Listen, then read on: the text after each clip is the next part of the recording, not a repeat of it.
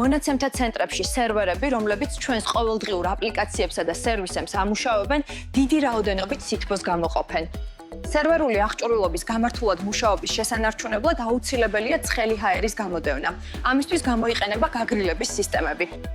მოგესალმებით, მე ზინკა ვარ და დღეს ვისაუბრებთ იმაზე, თუ როგორ გამოიყენება ეს ორი მნიშვნელოვანი რესურსი.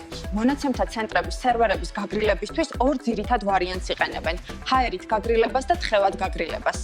ჰაერით გაგრილება იყენებს ვენტილატორებსა და კონდიციონერებს, რათა ცხელი ჰაერი გარეთ გაიდევნოს და სისტემაშად ცივი ჰაერი შემოვიდეს. ხოლო თხევადი გაგრილება ეს არის დახურული ციკლის სისტემა, რომელიც გამაგრილებელ სითხეს პირდაპირ სერვერებში არსებულ ჩიპებთან, პროცესორებთან აგზავნის. იქ სითხეში თან თქავს ცხელ ჰაერს, გარეთ გამოაქვს და პროცესის განმავლობაში მუდმივად რეცირკულირებს.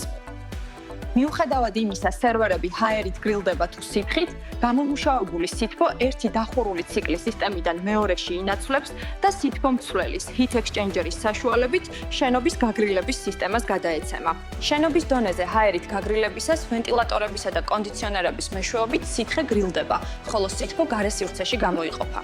გარდა ამისა, არსებობს აორთქლებითი გაგრილება, რომელიც ვენტილატორებისა და წყლის გამოყენებით სითბოს წყლის ორთქლად გარდაქმნის და ასე უშვებს გარემოში. სერვერის გაგრილების ორივე ტიპი თავისუფლად შეიძლება კომბინირდეს შენობის გაგრილების სისტემასთან. მონაცემთა ცენტრის ოპერატორებმა პასუხისმგებლობით უნდა დააბალანსონ ენერგიისა და წყლის რესურსების მოხმარება. გარდა ამისა, მათ უნდა განსაზღვრონ, რომელი გაგრილების მეთოდები და მათი კომბინაცია უზრუნველყოფს ყველაზე ეფექტურ მართვას, რადგან სწორად დაგეგმილი გაგრილება უზრუნველყოფს მონაცემთა ცენტრის შეუფერხებელ და სტაბილურ მუშაობას.